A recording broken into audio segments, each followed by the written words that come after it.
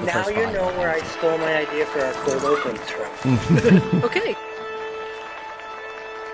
My lords, my ladies, and everyone here not listening on their AirPods. Eric, wait a minute. Today you find yourselves equals, for you are all equally blessed. For I have the pride, the privilege, nay, the pleasure of introducing you to a podcaster, sired by podcasters, a historian who can trace his program back beyond Romulus and Remus. Well, actually, we started post-September 4th, 476 CE. I first met him atop a mountain near Jerusalem, praying to God, asking his forgiveness for the number of cheap mattresses sold to his show. Well, seriously, that was another Mike. I can be blamed at most for Scandinavian-sounding toothbrushes.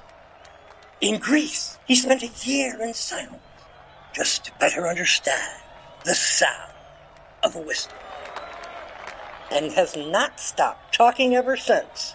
And so, without further gilding the lily, and with no more ado, I give you the seeker of digital historicity, the protector of Italian chronology, the enforcer of curiosity, the one, the only, Mike Duncan! I'm Mike Corradi. I host A History of Italy.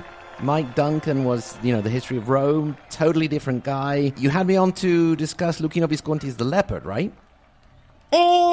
Close enough. I'm Eric Trometer. I'm Erin Brown. I'm Sheila Blume. I'm Jennifer Trujillo. I'm Kuhn Kangusen. And I'm Mike Corradi of A History of Italy, and this is World Cinema History.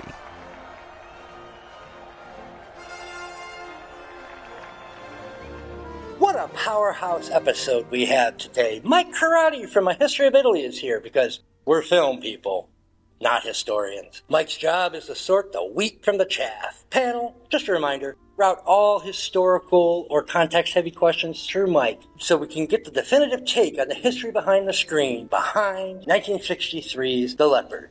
And let's start with the cast, Mike. A virtual who's who of mid-century European cinema. We have that great Italian actor, Alain Delon. He's French. And Claudia Cardinale. Well, yeah, she was born in Tunisia, but French-speaking. And Burt Lancaster as the prince. Yeah, from Harlem, so, not exactly pasta e fagioli. Exactly. By the way, Burt Lancaster is not a descendant of the House of Lancaster, so John of Gaunt is off the hook this time. Not a ton of actual Italians in this Italian masterpiece, but our director, Luchino Visconti, was the real deal. Real-life count and heir to the Visconti family that ruled Milan for centuries. Mike, before we dive into the film, what can you tell us about the actual Viscontis?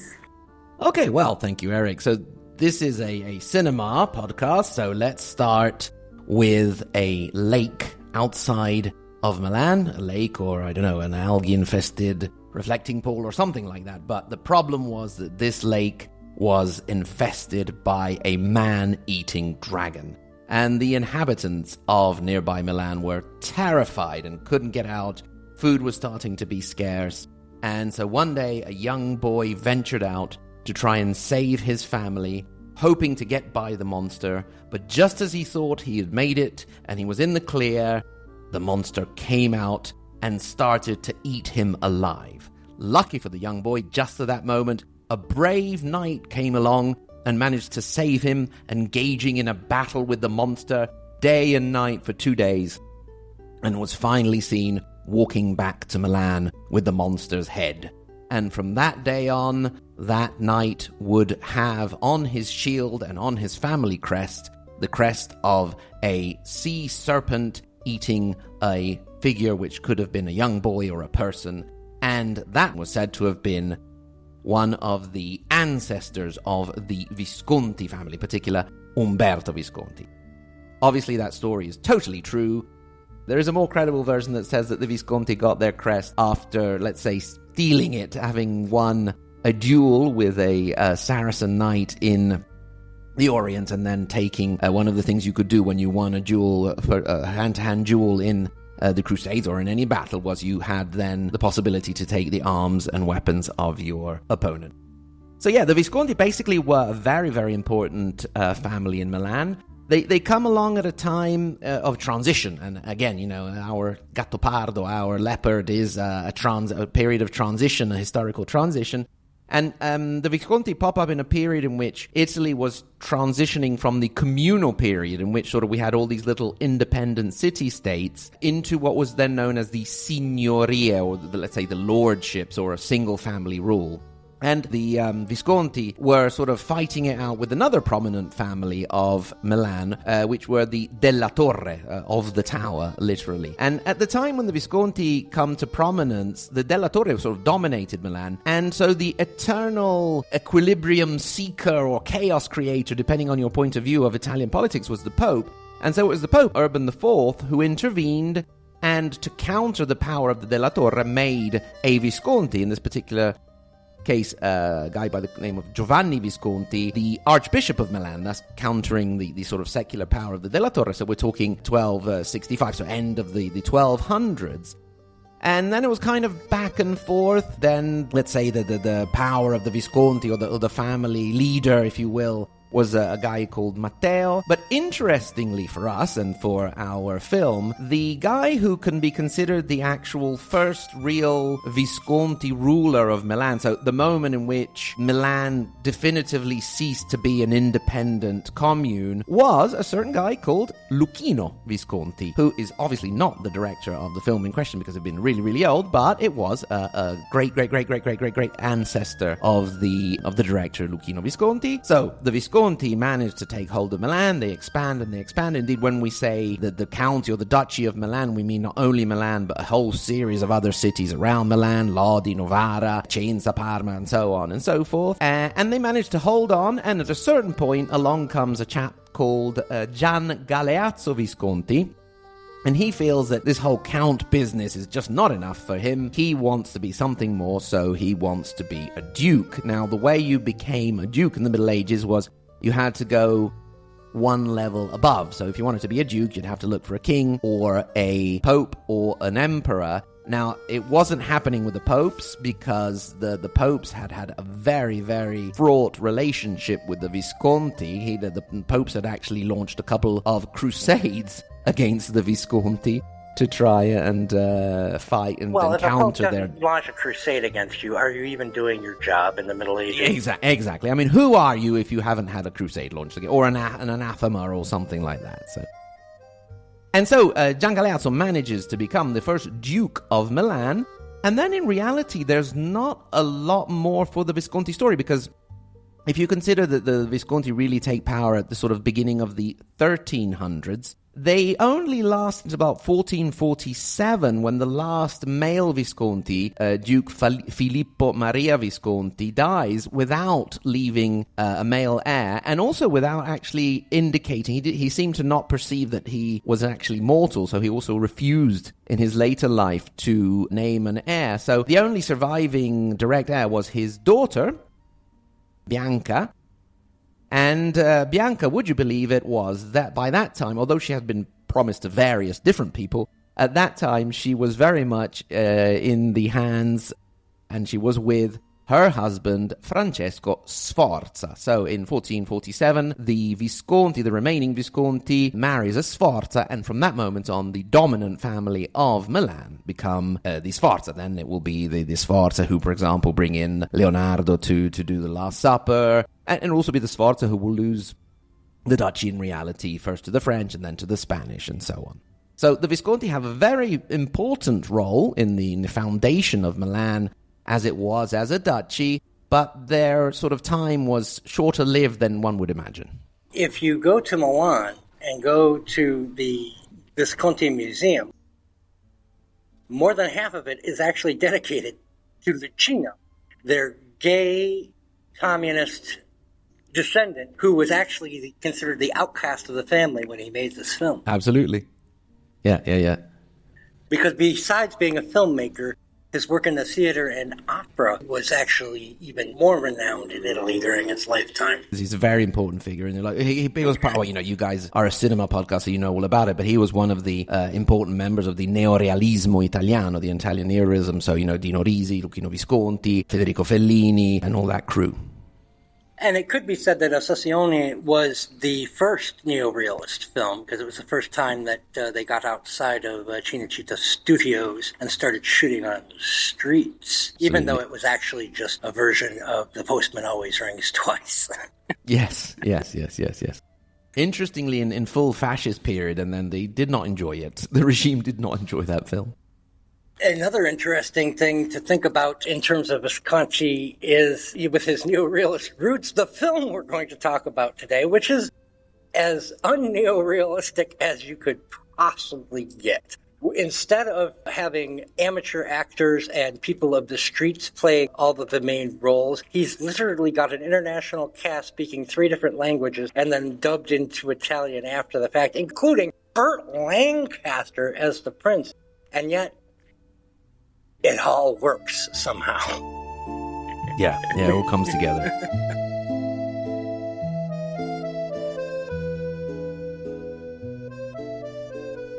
I can't even describe just how beautiful this film is, so I'm not going to try. Let's give the panel a chance, though. I'm going to start with you, Aaron. What were your opening thoughts on watching The Leopard? I liked it. I did think that there were places where it dragged quite a bit. Like, it felt like the ballroom scene took up the entire last hour of the film. That's because the ballroom scene took up the last hour of the film. Ah, no wonder. I wasn't sure, but I thought maybe it did. Or if it didn't, it just felt like it, because it went on for a very long time. I was also amused by watching Burt Lancaster speaking English, and like what he's saying matches the subtitles, but there's an Italian voice over the top of him. He also didn't read as Italian. He still looked American, like somebody had dropped a cowboy in the middle of Sicily. So it was a little distracting, but overall it was a very pretty film. I liked the way it was shot. And the costumes were amazing. But ultimately I thought it kind of dragged in a lot of places. It was kind of repetitive and getting its message across. The mother of Fabrizio is actually, I think, German. So he was not supposed to look like a typical Sicilian. Exactly. Oh, okay. Well, I felt like his mannerisms and all that more than anything else.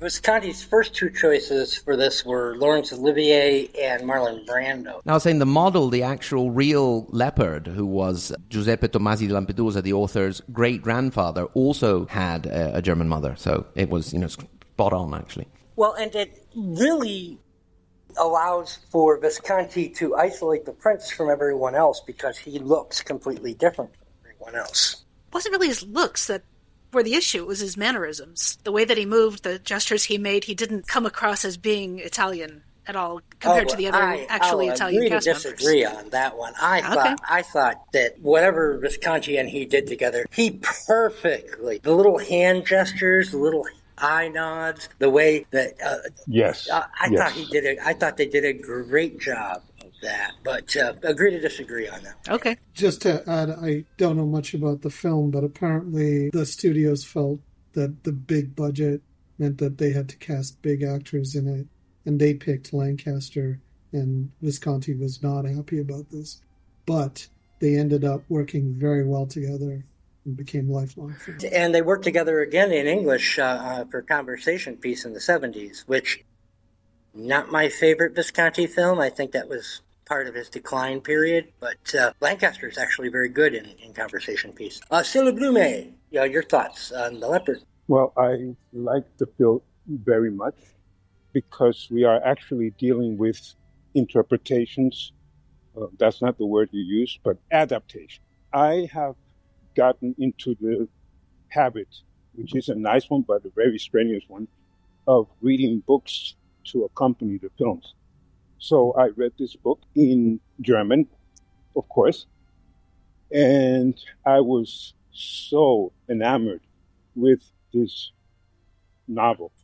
I think it's wonderfully written, but of course I'm listening to the German articulation, to the German flowery way of speaking in those times.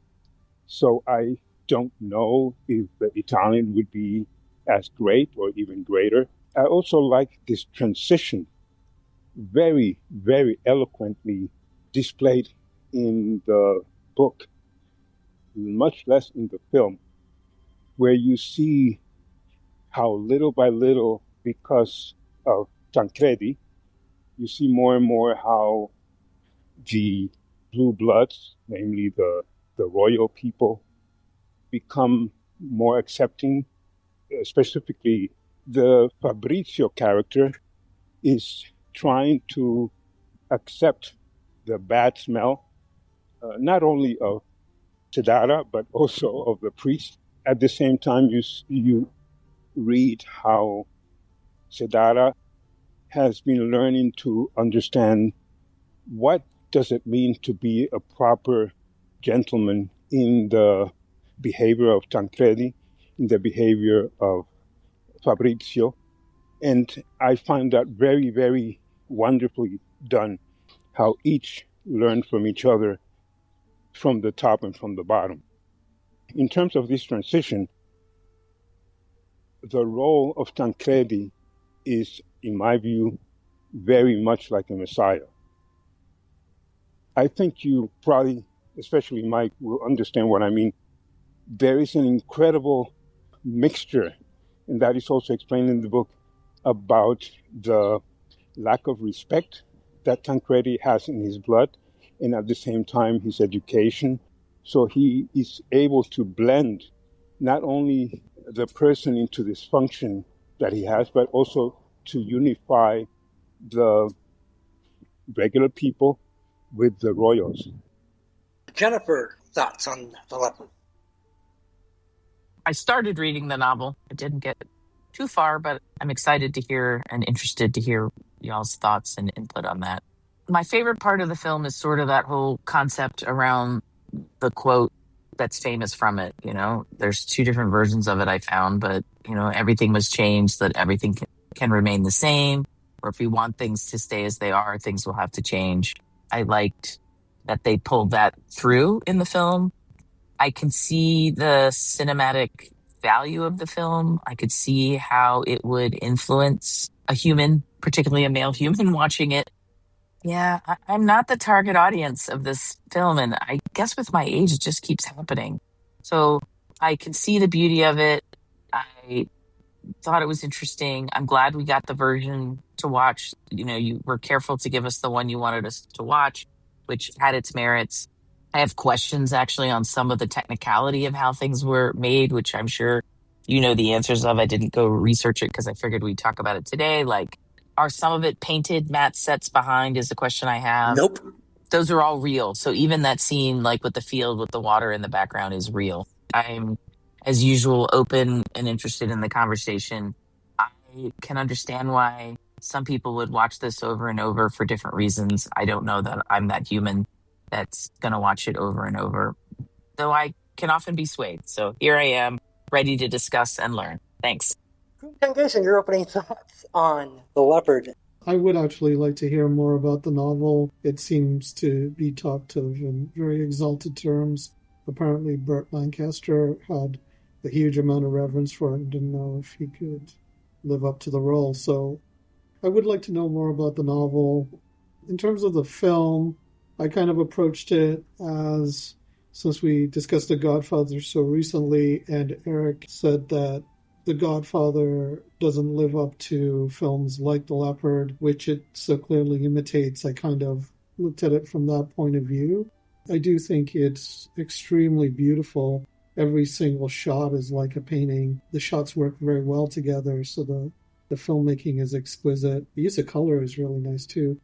The film didn't really hit home. I don't know if that's because I don't know anything about the history surrounding it, or if it's more like my theory that though I appreciate European films, I cannot relate to them in the same way I can relate to American films. Partly because with American films I'm not reading subtitles, but also because I do disagree with Sela and I think Eric from the Godfather episode. I do think the Coppola and the Scorsese films are more American. They're more hybrid identity than they are really Italian. And I believe that when Italians look at Italian Americans, they don't really feel like they're Italian. I'd love to talk to Mike more about this, the identity of those films and kind of viewing or absorbing those films, especially because Mike is coming at it from an international perspective as well. Mike, I went back to the novel for this episode. It was actually a bit of a shock for me because the stuff I loved when I was younger, the heroics, Tancredi and all that, actually almost felt like Lampedusa was making that hollow to make kind of an apolitical point. And I realized I'm not looking for a hero anymore, and I was sympathizing with the prince in the novel. Yeah. Someone who knows the game is rigged and is just trying to finish the dance with some dignity is the note that I wrote.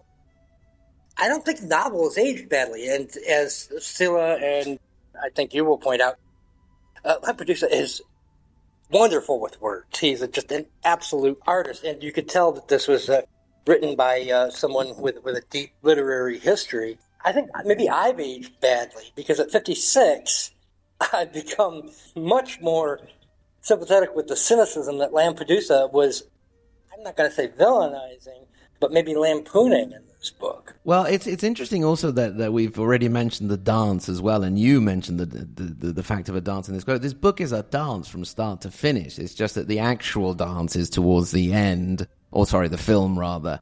But everybody's going through the motions, doing the things that they should do, and making the steps. It's all a choreography. So the relationship between the aristocracy and the middle class and the servant, it's all a dance. And the prince is participating, and he's following the dance, and he does dance in the end. He dances, interestingly, a waltz with Angelina that was actually a non-published waltz by Giuseppe Verdi, which does tie a character that ties very much into the whole period of the Risorgimento, etc. But maybe we can talk about that later. Real quick, Nino Rota, the same person who wrote the score for the Fellini films that we covered, like Vitelloni, and last week's The Godfather. There you are. And so, yeah, and it's interesting that the only person that doesn't follow the steps that he's been assigned in the dance is Tancredi, this external figure, this revolutionary figure, who does, as we mentioned, say those immortal lines, se vogliamo che tutto rimanga com'è, bisogna che tutto cambi. If we want everything to remain as it is, everything needs to change. So he's the one.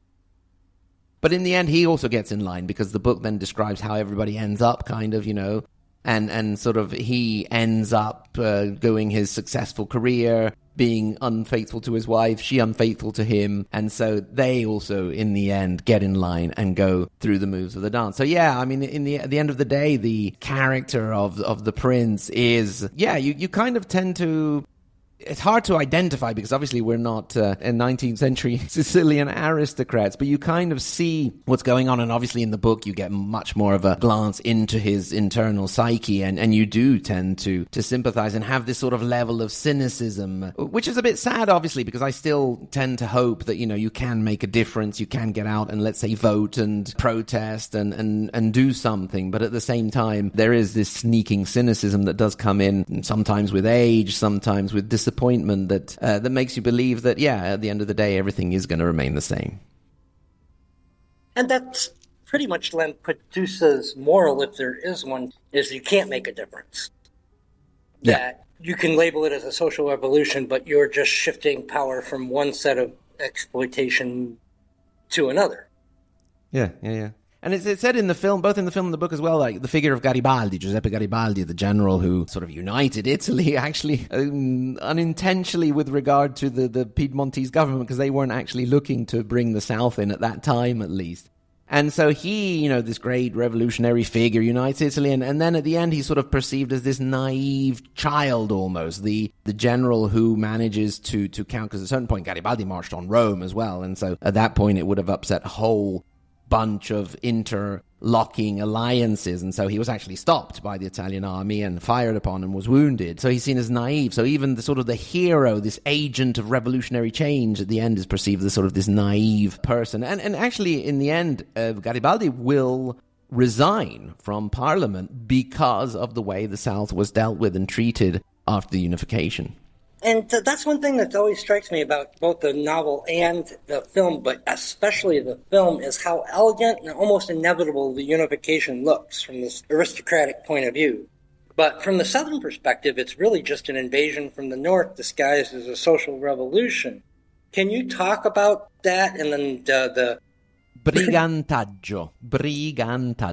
I'm just going to leave your correction in. What they called the Southern Resistance after Garibaldi and the annexation for a moment, because the Leopard and the novel doesn't really do very much with this either, because it's much more concerned with wrapping up life stories of its characters. Really doesn't go into the huge amount of resistance that there was after the Bourbons were thrown out of power. It's actually not the fault of the book in a certain sense, that the book gives you a Sicilian perspective. And the Brigantaggio, so it comes from the word brigante, which is a brigand, basically, like a bandit or something like that. And it was a phenomenon that didn't actually occur in Sicily. It was very much prominent in the south of Italy, so the southern regions, Calabria, Puglia, Basilicata, Campania, so you look at the region where Naples is, for example. But it was kind of squashed in Sicily for two main reasons. One, and then we're going to talk about this a little bit later, because people tend to indicate in the Brigantaggio sort of the birthplace of what was then the mafia. But in reality, the mafia, as a structure in a certain sense, let's say if you want to identify it as what then became Cosa Nostra and The Godfather, all that, because, rural violence by powerful men can be traced all over the world, all throughout human history. So if you want to really be honest about it, they were the actual feudal guards going back to the 12th century. So, I mean, exactly. It was just giving a different name to the same bandits. Exactly. But the mafia was already there in Sicily, and they sort of blocked that initial spark, which could have been the Brigantaggio there. And then the other fact is the Brigantaggio, so this resistance of southern continental Italy. The Sicilians call us, I'm in sort of peninsular Italy, they call us the Continentals. The Brigantaggio, which happened in southern Italy, was very much tied to the ancient Bourbon regime. And so that didn't happen in Sicily because they didn't like the Bourbons in Sicily, because the Bourbons had sort of betrayed them. Because Sicily and southern Italy had been reunited after the Napoleonic era. They had actually been separate for many centuries. And they were reunited under the dominance of Naples as the capital. So for the Sicilians, the Bourbons were actually this kind of distant entity that was, taken their ancient capital, Palermo, away from them. So it wasn't really a thing, although whereas in the southern Italy it was very tragic. I mean, there were a couple of also famous massacres that occurred of, two innocent villagers where a group of Italian unified soldiers had been killed. Then the army, General Cialdini at the time, sent in an army unit to destroy the two surrounding villages, killing everybody who lived there. So it was really, really a tragic moment of Italian history. And it's interesting there that you mention, Eric, that, from outside it seems kind of this inevitable romantic procedure, but it was really quite an ugly thing, although it did have kind of its funny sides, because something typically Italian, the way that it started, that Garibaldi set off with his famous expedition of the 1,000, which were a little bit less, but, we don't want to be too technical about that, to go and join a sort of revolt which had already happened in Sicily, and he left. And the Italian government, or the newly unified Italian government, didn't actually want him to go. But at the same time, what they did is they sent him two letters: a public letter telling him, stop, come back, because, we'll annoy the Allies, blah, blah, blah, and a secret letter telling him, no, go ahead and do it, but if you get caught, we know nothing about it. And at the same time, they actually sent a fleet to stop him, but also made sure that the fleet left nice and late so they would never catch him. And I do find that people who know more about the history find that last hour much more fascinating than people who don't, who just see it as a long dance sequence. Yeah. Because, of course, that's the part where all the politics are playing out. Yeah, exactly. And so if you don't understand... And there's a beautiful contrast at a certain point between the sort of severity of what's being said and done and the sort of light-hearted music of the dance, which I think is fantastic. Part of why it didn't hit home for me is there's a kind of staginess to this film, and I understand that this is not a typical neorealist film. There's a kind of broadness to the characterization and their dialogues that doesn't kind of quite fit with the meticulous attention to the visual aspects for me. Whereas, like, say, in The Godfather, for example, yes, it is hearkening to this kind of cinematography, but it's also got the method acting influence that gives it a sense of realism or naturalism that, conjoined with that visual ornateness or that visual classicism, kind of gives you a really interesting work. Whereas for this, the point is kind of reinforced too often. So I don't feel the novel's power coming through in this film for me. But I will say one thing I really liked was the fact that you could see the sweat on everybody's faces, and that was sort of in counterpoint to the pleasant music. The fact that, you know, things were kind of crumbling and being baked Well, I'd imagine how hot it was under those lights in Visconti, because, of course, he was a count and was actually shooting in the actual castles in Sicily. The ballroom scene was actually filmed in a palace, in a noble palace in Palermo, and it was so hot in that period that after every take, they had to replace all the candles because they were melting. Yeah, the ballroom sequence, because it was so crowded, you could tell it was really hot. It just felt so claustrophobic. I don't know if it was meant to, but for me, I was like, I could not survive in that environment. Well, the other Visconti film that we did, The Stranger, which also had a script by Suso Cecchi D'Amico, I think that these are really good companions for each other in Visconti's career, because what he really gets across is the heat of Sicily and the heat of Algeria in both films. If you watch these two films back to back, which I practically did, I watched them within rewatched them within 3 weeks of each other, you can almost kind of feel a kinship between Marisol and the prince here. And you can see an evolution. And in both cases, Visconti has taken a novel that has a distinct moral, which is an apolitical one, and given us the exact opposite moral. And yet he does it so incredibly subtly that you don't even catch on. If you want kind of a portable Visconti, these two films, The Stranger and with Marcello Mastroianni, and this with Burt Lancaster, give you a great arc of Visconti's career, and he made them all within a 3-year period. I may not have enough context to understand, but just watching the film, I found it really difficult to identify or to feel for the characters. Like, to me, Tancredi was just an opportunist who went from one prevailing surge of power to the other. To me, the film was critiquing that. To me, it seemed like he was sort of interested in Don Fabrizio's daughter early on in the film, even if he hadn't articulated a proposal. And then when he saw that the other one when Angelica's match came with a lot more money and potential power, he switched to that. I did not relate with Don Fabrizio at all.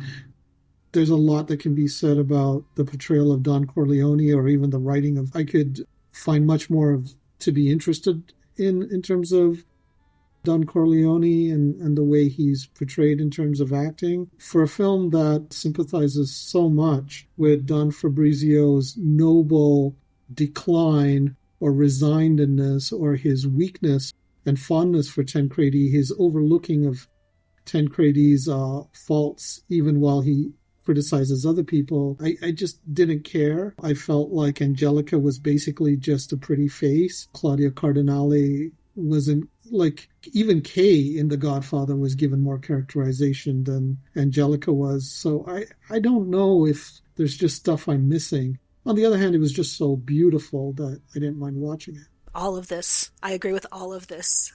Well, the women in this film had very few lines. Though I think that character that you're saying had a little bit, she had all sorts of weird eye shifts. Like, she was calculated more than you think, like, even with manipulating the dance. And there was definitely stuff underneath her, but I thought she was deeper than at first glance. I don't have so much a problem with the lack of female characterization as I have with just the very blunt and broad characterization in general. I just feel that the characters should have been set up better, the tensions should have been articulated better. It would have been more interesting if, I know this would have nothing to do with the novel, but it would be more interesting if Don Fabrizio went after his desire for Angelica and there was more boning in the film and there was a real triangle there. You see that at the end in the ballroom where Tancredi is kind of jealous of both the other characters' interest in each other, but can't say anything because he's a social climber. Positioning that earlier and having that kind of play out would have brought me more investment in the film. Who knows, maybe, Eric, maybe something different came out in the TV series, which I think you maybe loved quite a bit. I haven't watched it. Oh boy. I'm not gonna comment too much on the TV series, but the sections that you were talking about, those last, I think, 3 chapters are covered more in the TV series. And it's a lot of that. It's a lot of letter writing back and forth, and they kind of turn it into a romance. But yeah, it was definitely aimed at a more female audience, so maybe Jennifer, you would like it. Oh boy, maybe. I mean, maybe I wasn't its target audience. I don't know. I don't feel that the women in this film have a ton of agency. I am shocked that the woman running the ball has more lines and is sort of in charge there. I think they make it clear that he could have had her if he wanted her and vice versa. He just chose not to and chose to sort of accept the change and the transition. And I think he felt good enough because he already flexed and made it clear that if he wanted her, if he had chosen to, it would have happened. Which is why I think that ballroom scene is underrated for the subtlety, because you get all of that without dialogue. It's all just in the action. There is dialogue, but it's not dialogue that is used as exposition. When they're talking about how beautiful the place is, and he's looking at the couple, and he's looking at the lawn and Cardinale and says, no, that the beauty is in this pair of people. And of course, it's Alain Delon and Claudia Cardinale, the 2 most beautiful people in the world at that point, because Marcello Mastroianni was obviously busy that week. But you get my point. It is a masterpiece of understatement and show don't tell throughout that last hour. And that's why I think if you understand the political maneuverings that are going on during it, that's actually the highlight of the film, that the previous 2 hours basically is just leading up to that one section. I see those parts. You're not going to love it, but I also think it may have influenced Scorsese and all sorts of people. I think it echoes in the famously rich show that's hit lately, Bridgerton. Very similar stuff runs through, and I think I have no idea, but they were influenced somewhere down the line from the way they pulled things off in this film with what things they did in Bridgerton. Mike, how did that ballroom sequence work for you with having both read the novel and having the historical knowledge to understand the politics going on? I think it was quite faithful to the book, which was the good thing. One thing that's not clear that comes out in the film is not actually hosted by the prince and his wife. It was they were guests there, and indeed there's a little opening part in which they ask for Sedara to be invited as well. And so rather than being fashionably late, which would have been expected of them, of Saline, of the prince, the leopard and his wife, they arrive on time to avoid the embarrassment of Sedara arriving on time. But Sedara has understood that he should be coming late. And indeed, the hosts say to the prince, you're early, but don't worry. That's okay. Your guests haven't arrived. So from the very moment, it's all the sort of the dance being mirror of the relationships, political and personal relationships. And there's a lot of it that does come out, a lot of it that doesn't, obviously, because you don't have all of the thought processes. For example, when the prince goes off to the Sala degli Specchi of this wonderful palace, which you can still visit in Palermo, and he sort of contemplates this painting of a dying person and kind of feels envy almost, that he wishes that everything would be over, the dance and life and so on. And I think that comes over quite well in the film. They do a pretty good job, as we mentioned before, sort of the tension between the triangle, the prince, Angelica, and Tancredi. You kind of see that. You see Tancredi's face is not too pleased about his uncle dancing with his fiancée, and it does a good job there. Obviously, well, it's and in the novel, out. the uncle had seduced one of Tancredi's girlfriends, so there had this history, which they did not put that in the film, but it's implied. Mariolina, yeah. But I think it's implied. You see him visit someone at the beginning when he takes the priest with him, and that's the person you're talking about, Eric. It doesn't come out in the film that she would also spend time with Tancredi. That's the prostitute he regularly goes to. That is the woman with whom he does as a man with feelings and intellect what he cannot do with his wife. I don't think she has anything to do with my That is the nicest I believe way in the book to describe going to a whorehouse I have ever heard in my entire life, Stephen. How eloquent. That's what I'm going to call it from now on. Mike, did you have any more notes on the jackals and hyenas and the mafia bit, or did we cover enough of that?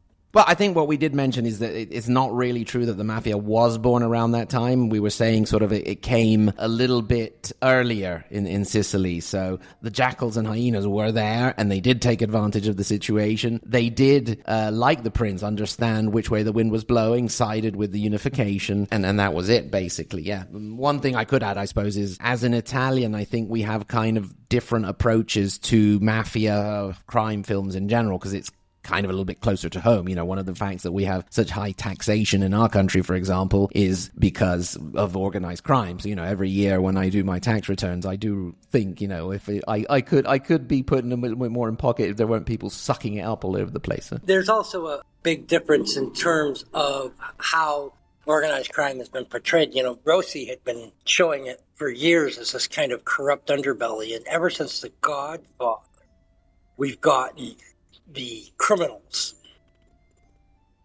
vantage point here in the United States. I think that almost, not that they're the good guys, don't get me wrong, but whereas in Italy, especially in the Rossi films, they're still showing the films from kind of inside the squabble, but there is always the one guy who's fighting the corruption.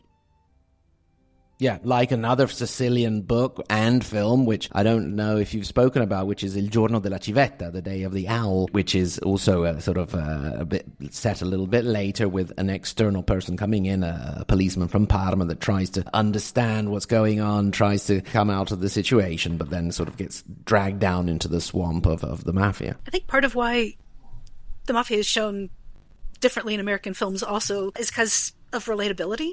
So one reason that I couldn't really relate to things in the film is because my ancestors have all been peasants.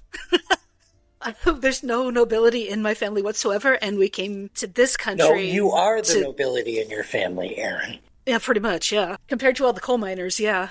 A lot of people immigrated to this country to get away from the system of nobility and be able to build your own life. And in American films, like in The Godfather, it's shown that this is how Don Corleone improved his family's standing in the world. Even though it's corrupt and awful, it's understandable that this is it's just business, as they say, and for him his business involves killing people, but it's still somebody came from nothing and built up to something and has some power where he wouldn't have otherwise. In fact, it was shown he had no power in Sicily as a child. And I think that's what makes it more... though, why Mike, when he's doing his taxes, says, and them. Yeah. We have that here, but unfortunately, they're in the White House right now, so... But anyway... We've been there, you see. We've been there and done that. Yeah. Consider that one of our most controversial leaders in recent times, Silvio Berlusconi, was known to have had his start... 3 times Berlusconi. Yeah. 3 times. Yeah. Well, he was known to have had his start thanks to mafia money, so... Speaking of crimes, it's funny and tragic what happened to this big Italian epic when it came to America. 20th Century Fox basically looked at Visconti's 3-hour Marxist meditation on the death of the aristocracy and said, perfect, let's turn it into a Gone with the Wind knockoff. They cut out chunks, slapped on a clunky English dub, and pan and scanned the gorgeous widescreen into cropped prints. So it was shot in super widescreen and shown in 35 millimeter. We talked about how sucky pan and scan is last week. Burt Lancaster ends up talking to a tree instead of Tancredi in some shots. It totally bombed with audiences who had no idea what they were missing. And anyone who grew up watching international films knows this pain. The dubbing, the cuts, the we'll fix it to American taste attitude. The original Italian version is just on another level. By dumbing it down and trying to make it fit American audiences, you lose the entire story, because otherwise it's just a series of things that occur with no real plot. Like, why would they do that? That's just they try to make it a romance between Tancredi and the Claudia Cardinale, and it's not. It's not at all, and it would be boring if it tried to be that. Yeah. And it doesn't even end up that well. I'm so annoyed by that. Well, it does. It does for them. They get to have multiple partners and spend each other's fortunes. In that sense, yeah. See, in the United States, that's called a happy ending. You end up president of the United States with an attitude like that. Yeah, dubbing. I've not seen a huge amount of foreign films dubbed into English. Probably for a reason, because English is such a dominant lingua franca and international language, and different countries have dealt with that in different ways. So, for example, the Nordic countries, so Scandinavian countries, just generally keep it in English and put subtitles. What was done here in Italy, especially sort of from the 50s, 60s on, is almost everything was dubbed. But until the 2000s, the Italian dubbers, I don't know how to describe it. They were like magicians. They were amazing. I mean, I can understand films both in English and in Italian at the same level. And I would watch a film and afterwards, I could not remember what language I had watched it in, because you really have to concentrate hard to see a film that is not in Italian, but then dubbed into Italian. Unfortunately, I don't know if it's because of the spread of platforms like Netflix and Prime offering so much material that needs to be dubbed. Maybe it's because famous Italian dubbers like Amendola, for example, who actually used to dub like Stallone and Dustin Hoffman and De Niro, and then obviously Sleepers came along and Hoffman and De Niro were in the same film. We've unfortunately lost that mastery of dubbing. And so I can imagine that going the other way, like you said, without the politics, which we were saying before, maybe were not comprehensible to an American audience, without the colors, because I don't remember, maybe Akum said before that the images of Sicily, because you don't need to paint a masterpiece in Sicily, you just need to take pictures of Sicily, because it's just this amazing land and so particular, and we could talk hours about the particularity of Sicily compared also to the rest of Italy. But yeah, I could see how it wouldn't work as well in a sort of, I think I heard somebody say, a dumbed down version for the American audience. I'm wearing my Sergio Leone t-shirt in honor of today's episode, and I know it's really not got much to do with this, but I couldn't help thinking constantly of the good, the bad, and the ugly as I was watching this, because there's something about the colors, the framing, not necessarily the camera movements. There's something that just really reminded me of that visual language, and I looked it up. It's not the same cinematographer, although cinematographers, I think, have crossed over with Leone and Visconti. I'm just reminded of, it has nothing to do with this, but this one anecdote that always sticks in my mind where, with this film, with The Good, the Bad, and the Ugly, they filmed with different actors speaking different languages. Eli Wallach and Clint Eastwood would be speaking English, like Burt Lancaster, whereas other actors would be speaking Italian. In The Leopard, we have some actors speaking French. Well, that was just called Italian film in the 1960s.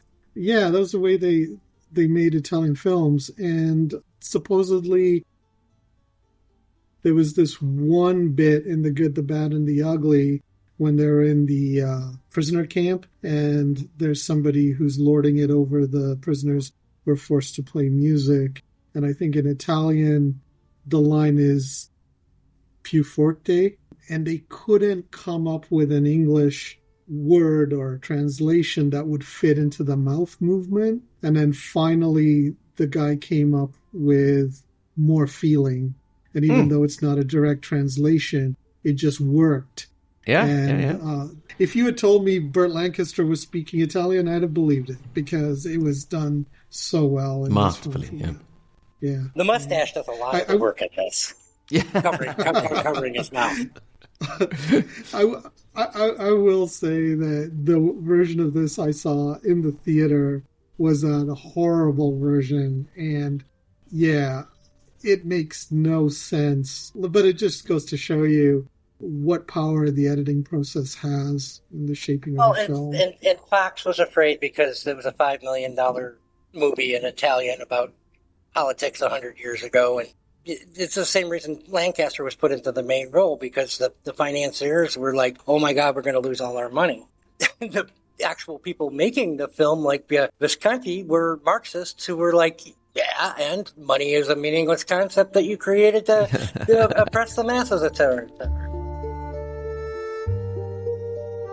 Well, in particular, what I think Scylla mentioned, which is really perceptive of both the book and the film, and really sort of spot on, is the idea of the transition and sort of how Lampedusa tied into that as the author. Because, we have to remember that the setting is 100 years before the writing, more or less. Let's say the book came out in 1957 and the setting is 1860. And so, first of all, the characters are actually based on real people, whether only physically or politically. So Tancredi is a mix of Tomasi Lampedusa's adoptive son and two noted politicians. The prince is actually his great-grandfather. And as Scylla mentioned, it's a question of transition. And actually, in one of his letters, and maybe later we'll talk about the question of letters and which version of the book is the correct version, etc. Tomasi di Lampedusa actually mentions that, okay, this is set in 1860, but this idea of transition is not limited to that. Because we have to also remember, the 50s in Italy were a period of huge transition. We went from being a monarchy to being a republic. We went from being a rural society to part of, not in those years, but, we the miracle. Got on the path. The Italian miracle. So I think Scylla's really sort of identified that key element and how Lampedusa saw himself and his times, both in his present and that of the prince.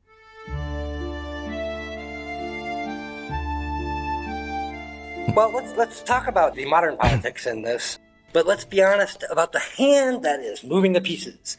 Luchino Visconti. Visconti was a genuine aristocrat who seemed to genuinely love the decay of his own class. He luxuriates in the elegance, the melancholy, the dying world of the Sicilian nobility, and then runs it through a very rigorous Marxist lens. He takes Lampedusa's deeply pessimistic, apolitical novel and turns it into a story about historical inevitability. The prince isn't really a tragic human being to Visconti. He's a beautiful symptom of a dying economic order. It's a brilliant, almost loving critique. The director is using the full aesthetic power of the aristocracy to pronounce its own death sentence. The most telling scene, I think, in the film is when the entire village shows up with nothing but C ballots already printed. The fix is completely in for this election, and the prince is politely offered a single makeshift no ballot, but he simply votes yes. And here I thought, to get to your point about the more modern politics, Visconti was mapping out the Centro Sinistra, the center-left coalition of the 1960s, directly onto the history. In the 1960s, the Christian Democrats were absolute masters of this kind of managed continuity. They'd shift alliances with the left or right, not out of any ideological change, but to keep their power structure, to stay in power, and to have that power untouched. Now, we saw this in a film we did earlier, Marco Bellocchio's China is Near, a film Erin really couldn't connect with for the same reason as here, where she just felt like she didn't understand the politics behind it. And the fact that I didn't know it was a comedy. Yeah, if you miss the point that it's a comedy, it probably would be a dull film. And we're going to discuss later Rossi's Hands Over the City, also in 1963, in which Rossi also used a New York actor dubbed into Italian, in that case, Rod Steiger. But when the prince votes C, he isn't being romantic. He's being a perfect Christian democratic strategist, realizing you don't fight the rising merchant class, you invite them into the tent so they become invested in the same status quo. Mike, when we look at this managed shift, how the DC used the Socialist Alliance in the 1960s, to neutralize real revolutionary energy. And I do have a caveat about this I'm going to put on the end, because they did do also a lot of good things while they were in power. Is that the exact same move as Conti is dramatizing? And is this why, by 1967, Bellocchio's China is Near feels so much more cynical, because the socialist partners have been fully absorbed into the DC machine? The quote I'm going to use is often attributed to Marx, but is actually Lenin. The oppressed are allowed once every few years to decide which particular representative of the oppressing class are allowed to represent and repress them. As we said before, following up on also what Silla was saying in his consideration, there is a parallel between the transitional phase of the Risorgimento, so that movement that brought to Italian unity, and the post-war period. It's interesting to see that if the sort of the Leopard shows us the start of the decline of the aristocracy, 1946 sees its definitive and official death, because in 1946 Italy voted on whether they wanted to be a republic or a monarchy, and they voted for the republic. So obviously, with taking the king out of the equation, all the rest of the aristocracy had no sense just of quickly, being. One of the films that we covered, There's Still Tomorrow, C'è ancora domani, covered that. C'è ancora domani, 1983, fantastic. 2023, and we do have an episode on that for our listeners, by the way. That's one of my wife and my daughter's favorite films. That's a fantastic film. So especially it's one of Aaron and I's as well. Yeah, I love that movie. Yeah. So the DC, what is the DC Christian Democrats? They were a party which were born from the Popular Party that was born in the sort of 1920s. Because, the church had a very, very conflictual relationship with the new nation. Well, the new nation had been created on the ashes of the papal state. So, they'd taken a country away from them. So they were very, very unhappy about the whole thing of unity. And it was only sorted out in 1929 with the Lateran Pacts between the Mussolini government and the Vatican. So we're also with the DC in this period. It is an anti-fascist movement, because the forces that came together after the war were all of the ones that coalesced to create the CLN, il Comitato di Liberazione Nazionale, the National Liberation Committee, which brought together the center, right, and left powers who were anti-fascist. So the Christian Democrats were an anti-fascist power, but tied to the church and with the influence of the church. And they came into power basically 1946. And in one way or the other, maybe not necessarily in a prominent position, maybe not necessarily with the figure of the prime minister, they would stay in power basically until the early 90s in one way or another. Managing, so you mentioned, Eric, that the period of the Centro-Sinistra, when they moved more towards the socialists to try and also keep a cap on the Communist Party, because basically 1921 in Italy, the Socialist Party split into the Socialist Party and then the Communist Party. So one of the main issues was always keeping communists out of power. Indeed, many say that in 1978, when the Christian Democrat Party leader Aldo Moro was kidnapped and killed, they say that was because he was negotiating with the communists, who looked like they were, for the first time in Italian history, going to become part of the government. And so the DC has navigated these periods, adapting to different situations. For good or ill. I mean, they did, as you said, they governed the country. They brought it through the economic miracle. They social managed welfare programs and things like that. There are a lot of good things. Yeah, which was obviously a European thing of the post-war era in general, but they navigated that quite well. And then, as is the case when you stay in power too long, then they set up all the clientels and the corruption, and which all exploded in the early 1990s, which is when the Christian Democrats disappeared. As a party that disappeared in the early 90s during a period of Italian history with a series of investigations into corruption scandals known as Mani Pulite, the clean hands, and that sort of signed the definitive death of the Christian Democrats, which had come to prominence in the post-war era in sort of 1940s. And Luchino Visconti would have been an observer of this movement, this phenomenon for about 10 years. And it puts a different spin on, if we want things to stay as they are, things will have to change, doesn't it? Yeah, absolutely. Which was the way the Christian Democrats maintained their power over all that time, yeah. Mike, we have to address the elephant in the study, or maybe the letters in the book. You pointed out that the novel, we all know, is actually a bit of a moving target. What is the deal with the 1957 version versus the definitive version they found decades later? Okay, well, it was all already there. I mean, all the manuscripts and everything were there. But unfortunately, Tomasi Lampedusa died in 1957 of lung cancer without the book having been published. It had actually been refused a couple of times, and it was eventually published, but he didn't see the publication. And so it was for many, many years unclear which parts he had intended to include and which parts he had intended not to include. So one, for example, was a visit of the priest, the house priest, who goes back to his village and sorts out a problem with a niece being pregnant from someone else, and so he manages to sort that out. Another is a flash forward to we actually see the death of the prince, which has a level of poetry which is amazing. You know, the last line before he dies is, you know, he's thinking about all these things. He feels the life moving out of him, and he's in Palermo and he's listening to the sea crash. And at a certain point, the sea ceases to make any noise, and that's when you know that the prince is dead and he can't hear anymore.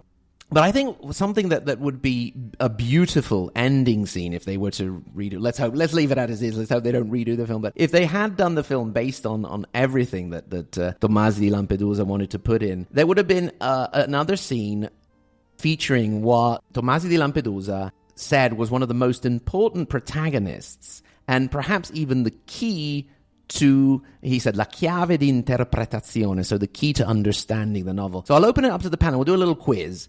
Who do you think, when Tomasi Lampedusa writes a letter that was not found when it was supposed to be found because it was left in a book hidden to his adoptive son, Gioacchino, he says, okay, this character is one of the most important characters and the key to interpreting. Does anybody know who that character is? My guess is it would be Don Francisco, Don Ciccio. Don Ciccio, but Ciccio is just a nickname for Francesco.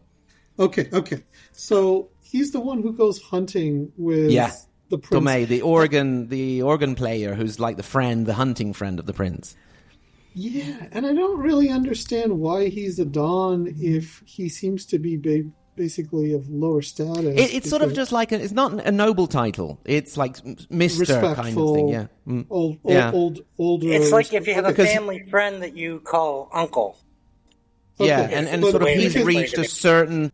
Thanks to the prince, he's reached a certain position. He's been made the church organ player in Donna Fogata, so he has a certain standing. Yeah. So that's all part of my frustrations with the characterizations not being established more clearly and whatever. But he does earnestly rail against some of the stuff that the prince is supporting, and the prince does seem comfortable enough to express his real feelings with him. So my guess would be him for your question. Okay, nope. I can only go with Tancredi. No. Possibly the priest? No. The daughter, the sperm daughter. It's the dog. The dog, which... I was just going to say the dog. I love the dog. Also my favorite character. It is the dog, because the dog has a name, Bendico. He's in the book. He's a Great Dane, and the critics think, okay, he represents the raw energy and enthusiasm of Sicily that needs to be at times calmed by the prince and blah, blah, blah. But the book ends in this scene that when I reread it as an adult, maybe I'm just getting too sentimental and a big wimp, but I actually just shed a tear. Because basically what happens is, obviously the dog dies long before many of the characters. He's actually stuffed and kept by the family. And the family property falls to the three daughters, in particular Concetta, who's the one spurned by Tancredi. She becomes sort of the boss, despite the fact she's not actually the eldest. She tends to become the boss of the household. So you get the fast forward with the death of the prince, and then you get another very sad fast forward where the family is being reviewed by the church, who is looking into their icons to make sure they're all real, and like most of them are not. But up until that point, Concetta has absolutely insisted on keeping Bendico stuffed in the house, in the palace. And everybody's telling her to get rid of it. It stinks, it's full of dust and so on. But she just refuses until that very last humiliation when Concetta, the moment passes. And so then she looks at the stuffed dog and she said, okay, now's the time. And so she asked the servants to throw the dog out the window. And as the dog is sort of rotating down into the courtyard, the book freezes it a moment in which it's a kind of pose, like a rearing leopard pose, and one last moment in the air, and then the dog falls into the corner to be left for the rubbish collectors to come and pick it up. And I think that would be just an amazing alternative ending to the film. Spoiler alert, that's not the ending of the series, by the way. I didn't think it would be. Visconti was right in the most pessimistic way. The old order did die, but the new one that replaced it just kept many of the same power games, just with different players. In the 166 years since unification, Italy became that stable Garden of Eden we all know and love. No regional resentments, no political maneuvering, no drama whatsoever. Just pure harmony, right, Mike? Oh, yeah, just we really all love each other so much. You obviously you could say that today Italy is a united nation from north to south, etc. There are still very strong internal divisions between north and south, although that has is not as bad as it used to be. Just to give you an example, one of the political parties that was born in the 90s when the Christian Democrats sort of imploded was what at the time was called the Lega Nord, the Northern League, and they were all for the north detaching, seceding from the south. They even had a referendum for secession, and in time, slowly as the 2000s came along and this party was sort of legitimized by the Berlusconi center-right coalition, they sort of slowly dropped the Lega Nord to the Lega, which is the League, and now they're no longer anti-South, but they're just anti-immigration, so we want to keep everybody out of our borders. There are still very, very great problems in Italy. As long as there's someone you can hate. As long as there's someone you can hate, you're all right. It is a complex country. We still have a lot of different parties. I mean, the governing coalition has 4, the opposition has 5 or 6, so it's still a very, very divided, interesting place to live. But yes, unfortunately, many, many of the lessons that could have been learned over time through the Leopard, through the period in which Luchino Visconti lived, have not been learned in Italy. Before we get into final thoughts, I'm just going to do, this is a new section called On the Other Hand, where I have learned my lesson from trolls on Twitter. I can't state definitively things. I have to say, but on the other hand, or else they're going to be up my butt. So I'm a cinema guy. I clearly have a soft spot for Visconti's melancholy aristocratic beauty and the whole elegant decline vibe. I know I lean into it. So just to be fair and to show I'm not completely lost in the sauce here are some counterpoints. On Unification, yes, it felt like a northern invasion to a lot of southerners, and the Brigantaggio.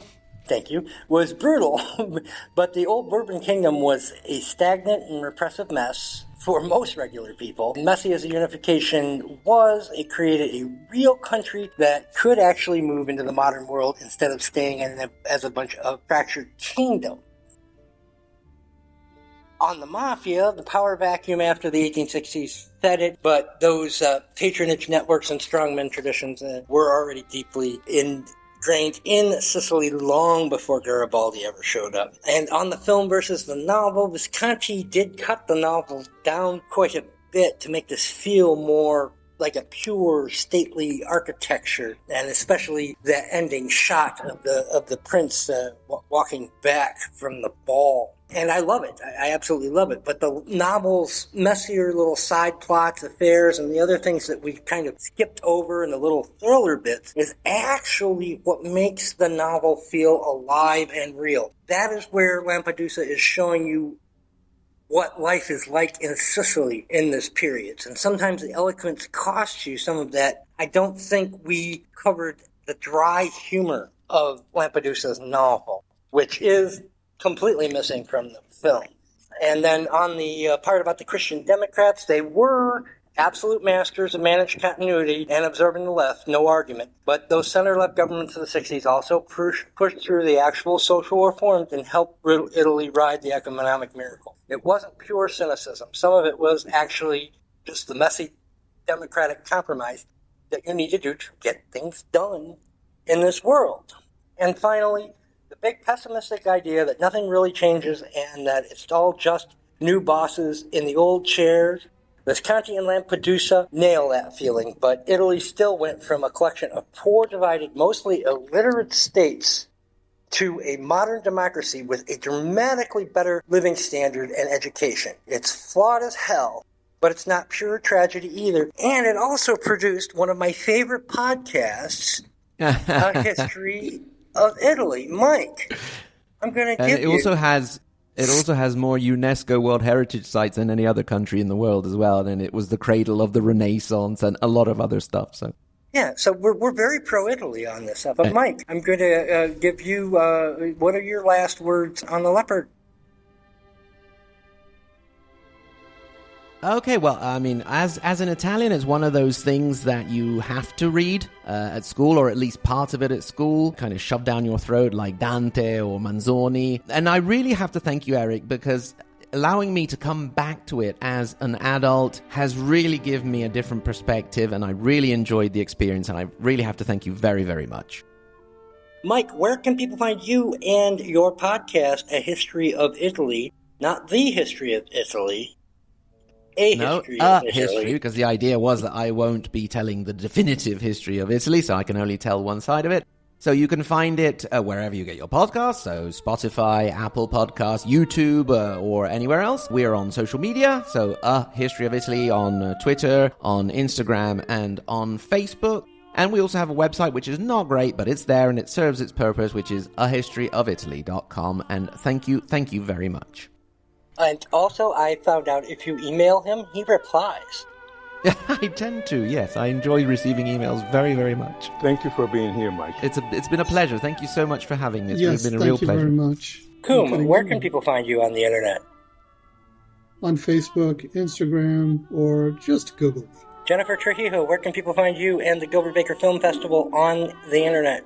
At gilbertbakerfilmfestival.lgbt and on Instagram, Gilbert Baker Film Fest, and you can find a link tree there for all the ways to find the festival and me, and our 2026 festival's underway right now. So be sure to come and find us. We've got films from all over the world to watch. Thanks. Sila Blume, where can people find you on the web? For the most consistent way of what I do, just go to silablume.life. And last but not least, Aaron Brown, where can people find you and our podcast online?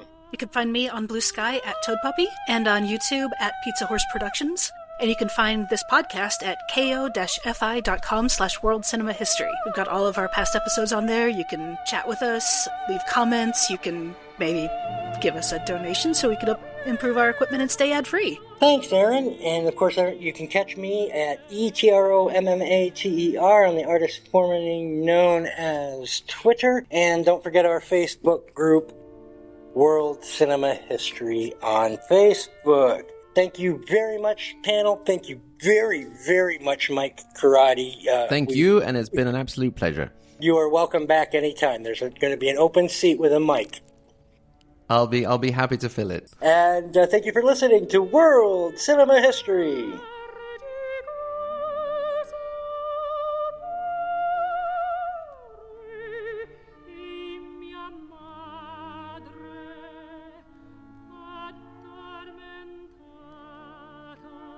In fact, Mike, I've been listening to your podcast too. I'm only 3 episodes in, but I really like it. It gets better. They say it gets better. Well, it's already good, so hey.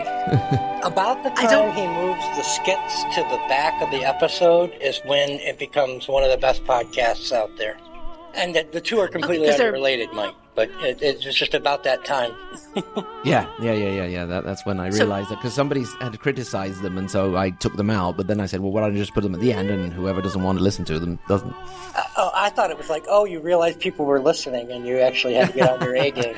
So the skits were at the end, like past the ending, outro music and everything at the beginning, right? No, at the beginning they were sort of sewn into the narrative, but they weren't that long. Then towards the end, they're not always there. No spoilers, but his kids are great. Yeah. Yeah, I heard the skit at the end of the first one, which was really funny. But it was like after the outro music and everything. Is that where they... Because then I went back and redid a couple of the first 5. Now you know where I stole my idea for our cold opens from. Okay. Which is why I decided the only honorable thing to do was to invite Mike on the podcast, since I've been ripping him off for 3 years. But I in turn ripped it off from the history of England, so I mean it's... I know.